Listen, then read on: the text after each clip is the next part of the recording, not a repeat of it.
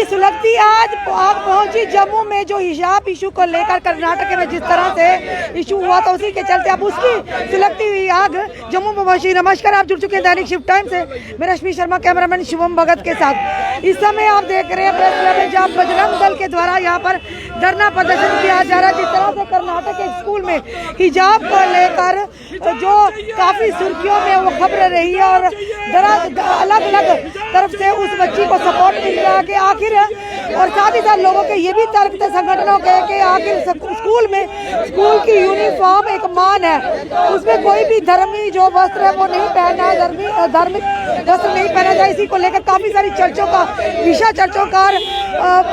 का विषय जो बाजार गर्म है, लगातार तर्क वितर्क कर रहे हैं। उसी के चलते उसी को लेकर आज जम्मू में भी धरना प्रदर्शन किया जा रहा है।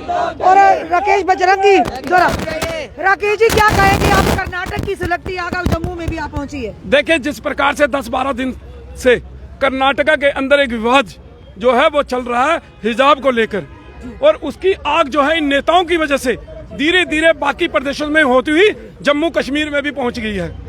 तो हमारा ये मानना है कि वहां का मसला था, वहां की सरकार को निपटाना चाहिए था, लेकिन जो नेता जो बाहर से इसको हवा देने का काम कर रहे थे, इनको जेल के अंदर उसी समय डाल देना चाहिए था, लेकिन सरकार ने ऐसा नहीं किया।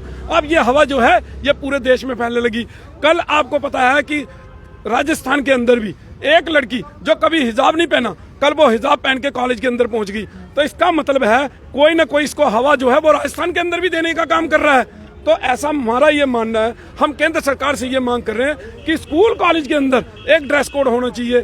सभी धर्म के लोग वहां पढ़ते हैं, लेकिन एक ड्रेस कोड होना चाहिए। अगर एक विशेष समुदाय को कोई धर्म संबंधी कोई भी अगर उनको छूट दी गई तो बाकी धर्म के लोग भी जो हैं वो पीछे नहीं हटेंगे, और उसके बाद जो है वो लड़ाई झगड़े जो हैं वो बढ़ सकते हैं। इसलिए जो कानून कर्नाटका ने बनाया 1983 धारा 133(2) के तहत कि किसी को भी सरकारी टीचिंग इंस्टीट्यूट जो एजुकेशनल है, जो कॉलेज स्कूल जो भी यूनिवर्सिटी है, उसके अंदर एक ड्रेस कोड होगा और उसी को पहनकर आने की अंदर इजाजत होगी। सवाल ये भी किया जा रहा है कि आज से पहले इस तरह की स्थितियां उत्पन्न नहीं हुई, तो आज ही क्यों? देखिए, किसी ने हवा दी ना। मैंने पहले बोला ये मुद्दा शुरू कहाँ से हुआ, 2 लड़कियों से, 2 से 6 हुई और धीरे धीरे पूरे देश में फैल गया। भाई पहले क्यों नहीं हुआ?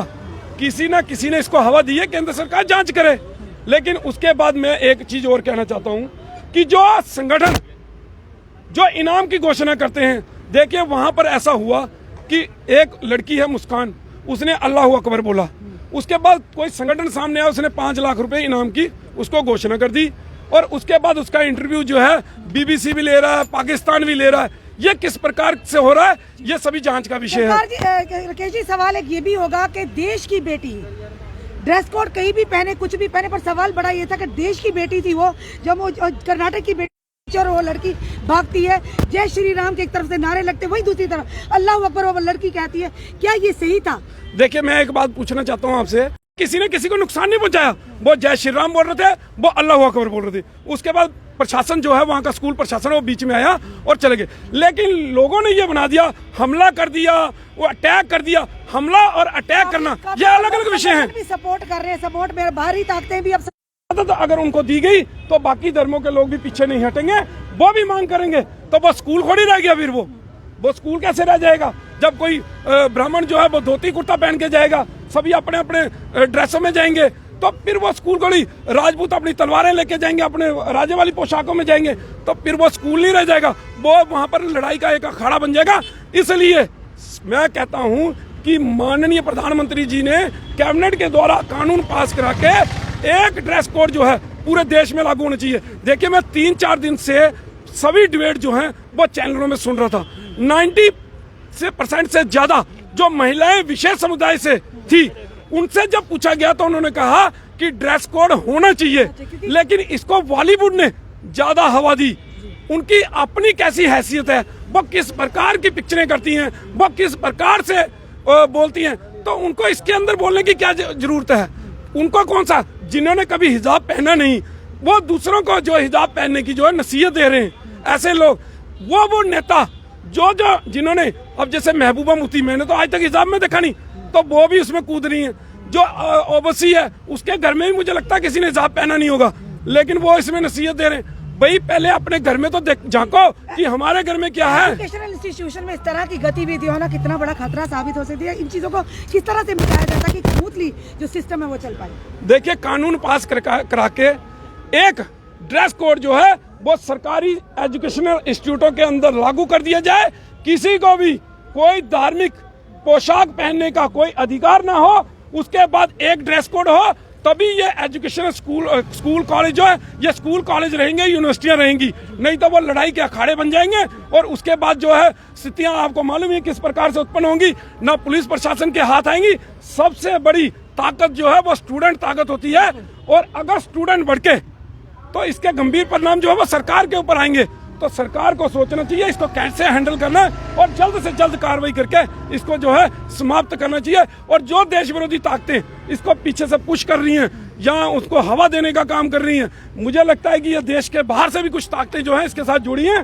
तो सरकार को चाहिए कि जल्द से जल्द इसके ऊपर कार्रवाई करके इस मसले को शांत करने का काम जो है सरकार करे।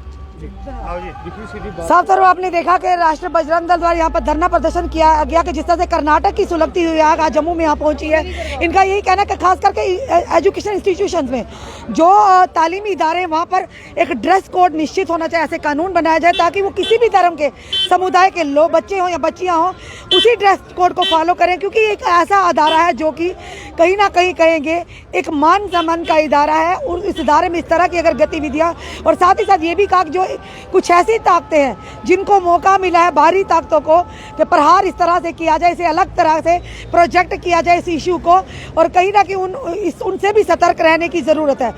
और जिस तरह से हमने सवाल पूछे कि क्या एक बच्ची जिस तरह से उसके साथ उनको वहाँ पर उस बच्ची को स्कूल के अंदर एक काफ़ी सारे युवा जो कि गमछा पहन कर आए, उनको ये भी कहा कि इस तरह की चीज़ें नहीं होनी चाहिए। क्योंकि अगर आप एक एजुकेशन इंस्टीट्यूशन में पढ़ने के लिए जा रहे हैं तो वहाँ पर किसी तरह का भी धार्मिक यानी कि ड्रेस नहीं पहन कर जाना चाहिए।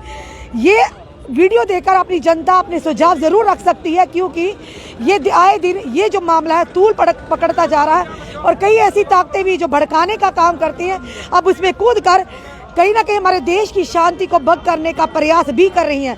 उनसे भी सतर्क रहने की ज़रूरत है, क्योंकि ये हमारा देश है, हमारे देश की सभ्यता है जिसने ये सिखाया है नारी का सम्मान कीजिए, बेटियों का सम्मान कीजिए, और होता भी है। इसी चीज़ के लिए हमारा देश के चर्चे भी हैं। तो कहीं ना कहीं इन चीज़ों पर भी ध्यान देना बहुत ही ज़रूरी है कि एक कानून ऐसा बनाया जाए जिसमें कि जितने भी स्कूल कॉलेज में है उसमें एक ड्रेस कोड मुकर्रर किया जाए ताकि किसी को भी कोई आपत्ति ना हो।